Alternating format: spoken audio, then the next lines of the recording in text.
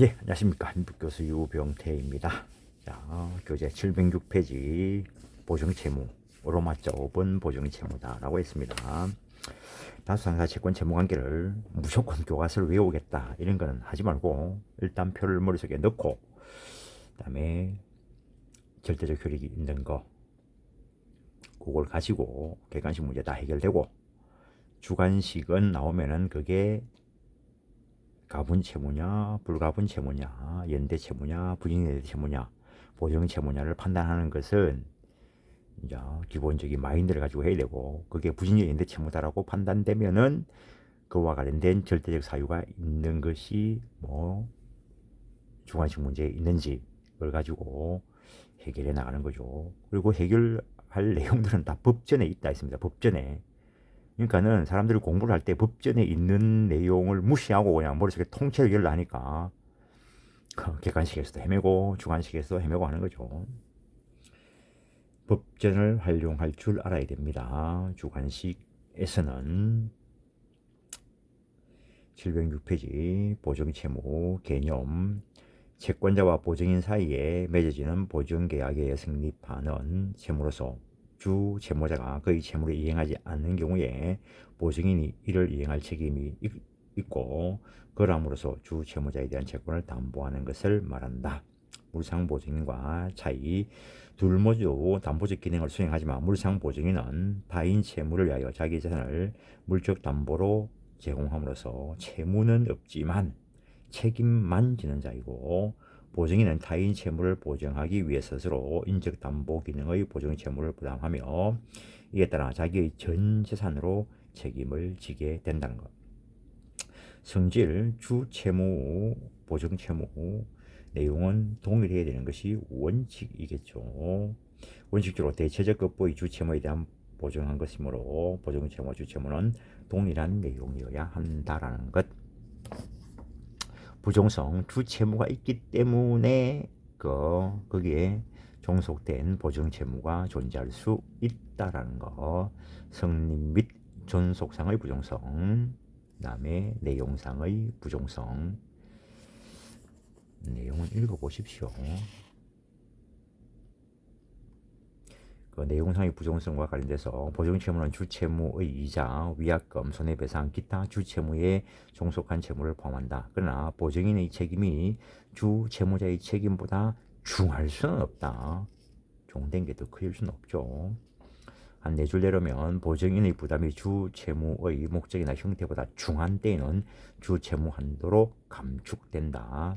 보증인은 주채무자의 항변으로 채권자에게 대항할 수 있고 주 채무자가 채권에 대하여 지속권 또는 채권이나 해지권이 있는 동안에 보증인은 채무자에 대하여 채무 이행을 거절할 수 있다. 단 주 채무자의 항변 포기는 보증인에게 효력이 없다. 조문 한번 확인하는 것이고 한 세 줄대로면 주 채무의 시효 소멸로 부정성에 의해서 보증 채무도 소멸한 후 주 채무자의 시효 이익 포기는 보증 채무 부활시키지 않는다. 자기 채무 시효 이익은 포기할 수 있지만 그것이 다른 사람에게 영향을 미칠 수 없다라는 거.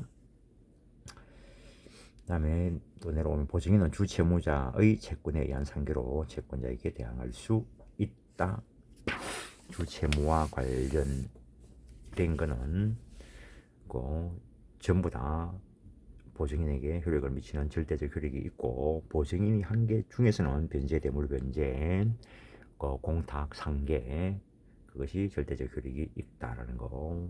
수반성, 이전상의 부종성을 수반성이다라고 한다는 것. 보증채무는 주채무에 대한 부종성 또는 수반성이 있어서 주채무에 대한 채권이 이전되면 당사자 사이에 별도의 약정이 없어도 보증인에 대한 채권도 함께 이전한다. 이 경우 채권 양도의 대항 요건도 주채권 이전에 관하여 구비하면 족하다는 거. 물론 보증채무를 수반하지 않는 주채무만을 이전시키고 보증채무는 소멸시키는 약정을 할 수는 있다라는 거. 독립성, 부정성 때문에 이때의 독립성은 약할 수밖에 없습니다. 채권자와 보증인 사이의 독자적인 계약에 의해서 성립되며 그래서 보증계약은 채권자하고 보증인 사이에서 체결하는 계약이라는 거. 보증채무는 주채무와는 별개의 독립된 것이다 라는 거. 보증계약에 따른 보증채무가 존재하는 점에서 채무가 없는 책임이 아니라는 거. 보증채무가 있고 그에 따른 책임이라는 거예요. 보증인은 그 보증채무에 관한 위약금, 기타 손해배상을 예정할 수 있고 보증채무에 대해서 다시 또 보증할 수 있다. 그러나 보증채무는 주채무와 별개의 채무이기 때문에 존속기나 소멸시효는 별도로 진행된다. 보증채무 자체의 이행제출한 지연손해금은 보증 한도에 관한 별도다. 고정한다 하고 밑에 내려오면 주채무가 시효 중단되면 보증채무에 또 중단의 효력이 미친다. 조문상 그렇게 규정하고 있습니다. 채권자와 주채무자 사이 확정 판결에 의해서 주채무가 확정되어 그 소멸시효 기간이 10년으로 연장되었다 할지라도 그 보증채무까지 당연히 단결 소멸시효의 적용이 배제되어 10년의 소멸시효 기간이 적용되는 것은 아니다라는 거. 상해와 관련된 것이면 5년짜리로 소멸될 수 있다는 거. 보충성은 주 채무자가 이행하지 아니하는 채무를 이행할 의무가 있는 것이므로 보증인은 주 채무자가 1차적인 이행 의무를 지는 것이고 그 주 채무자 이행이 없는 때에 보증인은 보충적으로 2차적으로 이행 의무를 지는 것이므로 보증인의 최고 금액의 항변권은 보증 채무의 보충성에 기인한 것이다. 연대보증의 경우에는 최고 금액의 항변권이 없다라는 것. 그다음에 표 하나 정리해놨는데 넘어갑니다. 보증채무의 성립, 보증계약의 당사자, 보증계약은 채권자와 보증인 사이에 체결한다라는 거. 그런데 두 줄 내려면 보증인은 주채무자의 부탁이 있거나 없어도 또는 주채무자의 의사에 반해서도 성립할 수는 있고 그 부탁 요구에 따라서 구상권 범위의 차이가 있다라는 것. 보증의사 필요.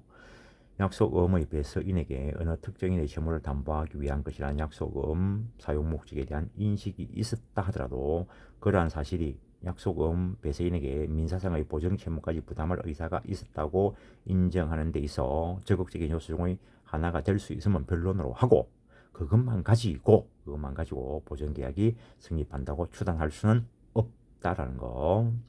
그 정도 하고 한 네 줄 내려오면 민사상 보증의 형태로 신용을 공유한 것이라는 점이 채권자 및 채무자와 배서인 사이의 관계, 배서에 이르게 된 동기, 배서인과 채권자 사이 교섭 과정 및 방법, 약속의 발행으로 인한 실질적 이익의 기속 등 배서를 전후한 재반 사정과 거래액의 실정에 비추어 인정될 수 있을 정도에 이르러야만 배서인과 채권자 사이의 민사상 보증계약이 성립될 수 있다라는 거.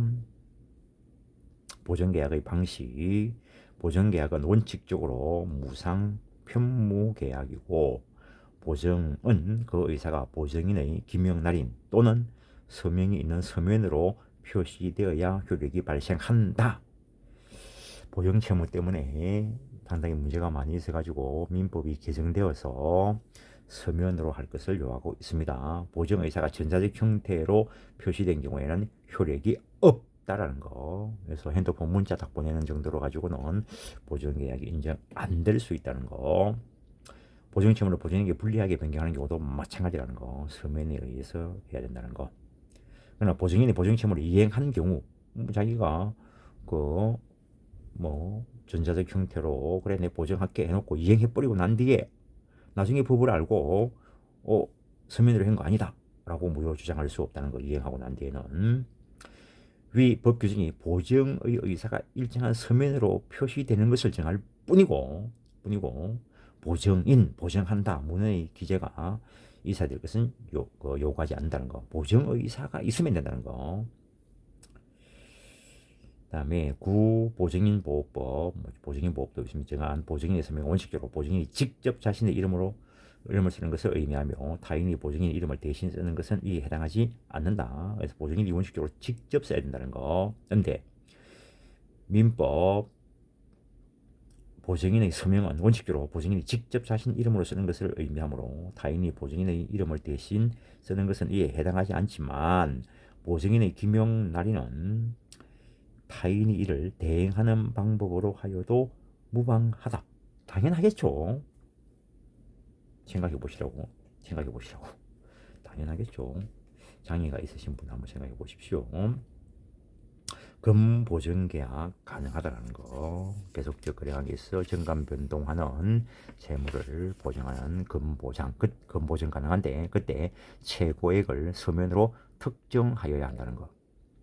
보증인 보호를 위한 특별법 읽어는 보시고. 712페이지 보증채무의 성립에 관한 요건, 주채무에 관한 요건. 보증채무는 주채무 이행을 담보하는 것이므로 보증채무가 성립하기 전에 주채무가 먼저 유효하게 성립하여야 한다라는 거. 2번, 주채무는 대체적 급부를 목적으로 하는 것이 원칙이다. 만약 부대체적 급부를 목적으로 하는 채무에 대해서 보증을 하였다면 이는 주채무가 불이행됨으로 하여 금전손해 배상 채무로 변하는 것을 정지 조건으로 하는 보증채무를 처한다. 주채무는 장래의 채무, 조건부 채무라도 무방하다라는 거. 그래서 조건이나 기한은 법률행위의 효력의 발생 또는 소멸을 장래의 사실에 맡긴 거죠. 그래서 일단 성립은 하고 있고 효력은 나중에 발생해도 된다는 거죠. 장래의 채무는 장래의 특정 불특정 채무를 모두 포함한다. 현행민법은 금보증에 관한 규정을 두고 있다라는 거. 나번 장래의 채무에 대한 보증 채무 효력 발생 시기는 현재가 아닌 장래 주 채무가 효력을 발생한 때라는 거. 주 채무 발생 원인이 되는 기본계약이 반드시 보증계약보다 먼저 체결되어야만 하는 것은 아니고 보증계약 체결 당시 보증 대상이 될 주 채무의 발생 원인과 그 내용이 어느 정도 확정되어 있다면 장래의 채무에 대해서도 유효하게 보증계약을 체결할 수 있다라는 거. 요 비슷한 표현 방법이 여러 곳이 나오죠. 채권자 취소권에 있어 피보전의 채권, 피보전 채권 관련된 거. 표현 방법들. 보증인에 관한 요건 원칙적으로 제한이 없다. 근데 보증계약 법률행위니까 행위 능력을 요한다. 근데 보증인을 세울 의무가 있는 경우와 관련돼서 채무자가 보증인을 세울 의무가 있는 경우에 그 보증인은 행위 능력뿐만 아니라 변제 자력도 있어야 된다는 거. 그러나 채권자가 보증인을 지명한 경우에는 보증인은 행위 능력, 변제 자력 있는 자로 해야 되는 것은 아니라는 거. 보증인이 변제 자력이 없는 때 채권자는 보증인의 변경을 청구할 수 있다라는 거. 그러나 채권자가 지명한 자라면은 변경을 청구할 수 없다라는 거. 그다음에 채권자의 정보 제공 의무와 통지 의무. 객관식을 위해서는 혹시나 한번 읽어보시는 거고. 객관식이 하면 3개월 사고 이런 거 한 번씩 보는 거고. 혹시 이제 주관식 나오면 법전 펴놓고 보시는 거고. 보증기간. 민법상으로는 금보증기간에 대한 규정이 없고 보증인 보호법에는 규정을 두고 있다. 기간의 약정이 없는 때 3년으로 본다. 이렇게 되어 있습니다. 보증채무의 내용. 목적. 주채무의 내용과 동일. 주채무의 목적이 동일성을 유지하면서 변경된 경우에는 보증채무의 목적도 그에 따라 변경된다. 보증채무의 범위. 보증인의 부담이 주채무의 목적이나 형태보다 중한 때에는 주채무의 한도로 감축된다. 앞에서 본 것이고. 보증채무의 모습. 보증채무 자체에 대한 위약금 약정할 수 있다는 거. 주채무가 보증인의 관계없이 변경된 경우. 보증계약이 성립된 후에 보증인이 알지 못한 사이에 주채무의 목적이나 형태가 변경되었다면 그 변경으로 인하여 주채무의 실질적 동일성이 상실된 경우에는 당초의 주채무는 경계로 인해서 소멸하였다고 보아야 할 것이므로 당연히 보증채무도 당연히 소멸했다. 보증계약이 성립한 후에 보증인이 알지 못한 사이에 주채무의 목적이나 형태가 변경되었다면 그 변경을 인하여 실질적 동일성이 상실되지 아니하고 동시에 주채무의 부담 내용이 축소 감축된 것에 불과한 때에는 축소 감축된 범위 내에서 보증 책임을 진다라는 것. 계속적 보증, 금보증 한번 읽어보시고. 책임의 범위 앞에서 봤습니다. 금보증의 경우 채무 최고액을 서면으로 특정하여야 한다라는 것. 다음에 계속적 보증인의 해지권. 민법 총칙에서도 했을 것입니다. 이거 답은 한번 보시면 계속적 보증계약의 보증인 장차 그 보증계약에 의한 보증채무를 이행할 경우 피보증인이 계속적 보증계약의 보증인에게 부담하게 될 불확정한 구상금 채무를 보증한 자에게도 사정 변경의 해지권의 인정 근거에 비추어 마찬가지로 해지권을 인정하여야 한다는 거. 법은 보시면 민법 총칙에서 계속적 계약과 관련된 해지권 인정할 것인가 말 것인가에 대해서 본 적이 있을 겁니다. 법은 회사 이사의 지위에서 부득이 회사와 제3자의 계속적 거래로 인한 회사의 채무에 대하여 보증이 된 자가 그 후 퇴사하여 이사의 지위를 떠난 때에는 보증계약이 성립 당시의 사정에 현저한 변경이 생긴 경우에 해당하므로 이를 이유로 보증계약을 해지할 수 있는 것이다. 한편 계속적 보증계약의 보증인이 장차 그 보증계약에 의한 보증채무를 이행할 경우 피보증인이 계속적 보증계약의 보증인에게 부담하게 될 불확정한 구상금 채무를 보증한 자에게 넣어 사정 변경의 해지권의 인정 근거에 비추어 마찬가지로 해지권을 인정하여야 할 것이나 이와 같은 경우에도 보증계약이 해지되기 전에 계속적 거래가 종료되거나 그 밖의 사유로 주 채무 내지 구상금 채무가 확정된 경우라면 그때는 더 이상 사정 변경으로 이루한 해지할 수 없다라는 거. 보증인이 사망한 경우 보증 한도액이 정해진 계속적 보증계약의 경우 보증인이 사망하였다 하더라도 보증계약이 당연히 종료되는 것은 아니고 특별한 사정이 없는 한 상속인들이 보증인의 지위를 승계한다고 보아야 할 것이다. 보증기한과 보증한도액이 정함이 없는 계속적 보증계약의 경우에 보증인이 사망하면 보증인의 지위가 상속인에게 상속된다고 할 수 없다. 다만 기왕에 발생된 보증채무만이 상속된다. 구별하시고 보증채무의 대외적 효력, 채권자의 보증인에 대한 권리, 주채무, 보증채무 모두 이행되어 있는 때 채권자는 주채무자와 보증인에 대하여 따로따로 또는 동시나 순차로 전부 또는 일부 이행을 청구할 수 있다.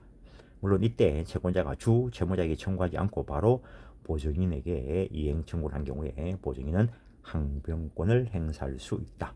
최고금수의 항변권이 있다는 이야기이고 보증인의 권리, 부정성에 기한 권리, 주채무가 부존재하거나 소멸됐다면 보증채무도 소멸된 거죠. 주채무자의 상계권을 원용할 수 있고 다음에 답은 주채무자가 취소권 해제권을 가지는 경우 보증인의 이행 거절권, 보충승에 의해서 채권자가 주채무자에게 이행 청구하지 않고 이행해 오면은 보증채무자는 주채무자에게 변제 자력 등의 있음을 주장을 해서 먼저 주채무자에게 이행을 청구해라고 최고할 수 있고, 그래서 주채무자에게 이행 청구를 하고 주채무자가 이행하지 않을 때 다시 또 보증채무자에게 이행하러 오면은 금색의 항변권을 행사할 수 있다라는 거. 주채무자 또는 보증인에 관하여 생긴 사유의 효력, 주채무자에 관하여 생긴 사유의 효력. 보증채무의 부종성 때문에 주채무자에게 생긴 사유로 주채무의 소멸 감경에 관한 것은 모두 보증인에게 절대적 효력을 미친다라는 거. 그 정도 하시고 5번 주채무자에 대한 시효의 중단. 주채무자에 대한 시효의 중단은 보증인에 대하여 효력이 있다. 앞에서 봤습니다. 그래서 나번에 440조는 169조의 예외 규정이다 이런 이야기를 하는 것이고 답은 앞에서 봤습니다. 역시 그러나 채권자와 주채무자 사이 확정 판결에 의하여 주채무가 확정되어 그 소멸시효기간이 10년으로 연장되었다 하더라도 그 보증채무의 채무까지 당연히 단기 소멸시효 적용이 배정되어 10년으로 기간이 연장되는 것은 아니다라는 거. 보증인에 관하여 생긴 사유의 효력. 원칙적으로 채권자와 보증인 사이에서 보증인에 관하여 생긴 사유는 주채무에 영향을 미치지 않는다. 예외적으로 채권 만족의 목적을 달성시키는 변제, 대물변제, 공탁, 상계 요거는 절대적 효력이 있다는 것. 다음에 9번 보증채무의 대내적 효력입니다. 대내적 효력, 구상관계, 대내적 효력, 보증인의 구상권. 주채무자의 채무에 대해서 보증인이 변제, 기타 출제로 소멸시켰다면 보증인은 주채무자에게 구상권 가진다는 거. 부탁 있는 보증인은 위임 차무 처리 비용에 관한 상환이 준용되고 그 부탁받은 보증인은 사전구상권도 있다는 거. 당연히 사후구상권 있고 부탁 없는 보증인은 사무관리 비용의 상환에 관해서 처리하는데 준해서 처리하는데 사전구상권 없고 사후구상권만 있다는 거. 수탁 보증인의 구상권 다시 한번 써놓은 거죠. 그 사후 구상권이 있는 것은 당연하고 수탁 보증인, 부탁받은 보증인은 사전 구상권도 있다라는 거.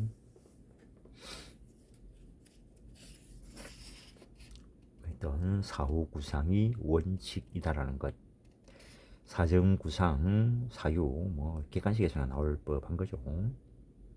암기하는 방법도 있고 이럴 건데 일단 사전 구상 보증인이 과실이 없이 채권자에게 변제할 재판을 받은 때 주채무자가 파산 선고를 받은 경우 채권자가 파산재단에 가입하지 아니한 때 채무이행기가 확정되지 아니하고 그 최장기간도 확정할 수 없는 경우에 보증계약 후 5년을 경과한 때 채무이행기가 도래한 때.